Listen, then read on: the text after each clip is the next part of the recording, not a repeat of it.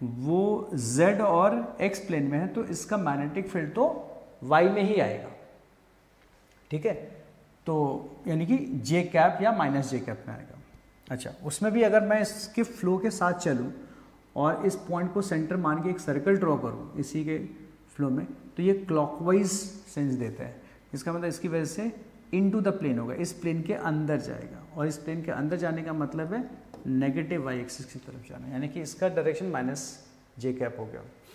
और इसी तरह से इसका अगर हम देखें तो अगर मैं इसको ऐसे घुमा दूँ ओ को सेंटर एज्यूम करते हुए, तो इस फ्लो के हिसाब से तो ये क्लॉकवाइज है, और क्लॉकवाइज का मतलब क्या होता है, इस प्लेन के अंदर, यानी कि जिस प्लेन में ये वायर है, यानी कि x and y, x y plane में है, तो ये अंदर की तरफ जाएगा माइनस जेड एक्सिस पे, यानी कि माइनस के कैप।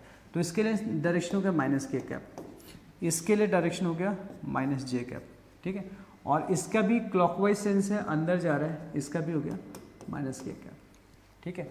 तो अब बस करना क्या है, हमें सबका एक्सप्रेशन लिखना है।